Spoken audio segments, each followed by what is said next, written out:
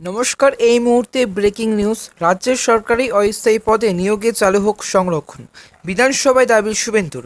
এই মুহূর্তে সবচেয়ে বড় খবর, রাজ্যে পঞ্চায়েতে অস্থায়ী পদে ৬,৬০০ কর্মী নিয়োগের জন্য বিজ্ঞপ্তি জারি করেছে পঞ্চায়েত দফতর। এই নিয়োগ জেলা সিলেকশন কমিটি করে নিয়োগ করা হবে।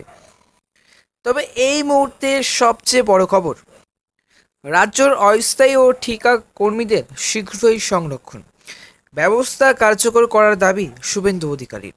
বৃহস্পতিবার বিধানসভায় এমনটাই কিন্তু দাবি জানালেন বিরোধী দলনেতা শুভেন্দু অধিকারী। প্রসঙ্গত, বৃহস্পতিবার সুপ্রিম কোর্টের তরফে এই তপশিলি জাতি উপজাতির ক্ষেত্রে শ্রেণী বিন্যাসের মাধ্যমে সংরক্ষণে কিন্তু রায়দান করা হয়েছে। এদিন বিরোধী দলনেতা সেই সংরক্ষণের ভিত্তি করেই কিন্তু দাবি করেছেন, রাজ্য সমস্ত সরকারি ক্ষেত্রে অস্থায়ী ঠিকা চুক্তিভিত্তিক কর্মী নিয়োগের ক্ষেত্রেও কিন্তু সংবিধান মেনে তপশিলি জাতি, জনজাতি, অনগ্রসর শ্রেণী, শারীরিকভাবে কিন্তু অক্ষমদের জন্য আসন সংরক্ষণ করা হোক। সম্প্রতি রাজ্যে পঞ্চায়েতে অস্থায়ী পদে ৬,৬০০ কর্মী নিয়োগের জন্য বিজ্ঞপ্তি জারি করেছে পঞ্চায়েত দফতর। এই নিয়োগ জেলা সিলেকশন কমিটি করে নিয়োগ করা হবে। বিশেষ করে সরকারি চাকরিতে নিয়োগের ক্ষেত্রে সরকারের নিয়ম অনুযায়ী মোট শূন্য পদের মধ্যে কত সংখ্যক আসন সংরক্ষিত এবং রিজার্ভেশন রাখা হবে তা কিন্তু ১০০ পয়েন্টে রোস্টারে কিন্তু লেখা থাকে।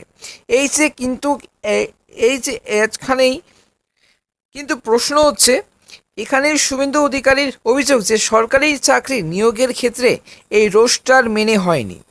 এই রোস্টার হলো প্রতি ১০০ শূন্য পদে কোন শ্রেণীর জন্য কত অনুপাতে আসন সংরক্ষিত থাকবে তার একটি তালিকা। কিন্তু সদ্য পঞ্চায়েত এবং দফতরের যে ৬,৬০০ কর্মী নিয়োগের যে বিজ্ঞপ্তি প্রকাশ করা হয়েছে তাতে এই রোস্টার হিসেবে কিন্তু কথা বলা হয়নি। তবে এই মুহূর্তে যেটা গুরুত্বপূর্ণ খবর, তাই বিধানসভার এই দিন বিরোধী দলনেতা জোর গলায় কিন্তু দাবি করেন যে রাজ্য সরকারের অস্থায়ী পদে নিয়োগের ক্ষেত্রেও এই ১০০ পয়েন্ট রোস্টার নিয়ম মেনে সংরক্ষণ, রিজার্ভেশন কার্যকর করা হবে। রাজ্যে তপশিলি শ্রেণীর সংরক্ষণ নিয়ে আইনি জটিলতার উদ্ভব হয়েছে। তাই এই পরিস্থিতিতে রাজ্যের সমস্ত সরকারি অস্থায়ী ঠিকা এবং চুক্তিভিত্তিক পদে নিয়োগের ক্ষেত্রে সংরক্ষণ নীতি মেনে কিন্তু নিয়োগ প্রক্রিয়া করার কথা কিন্তু বলেছেন শুভেন্দু অধিকারী।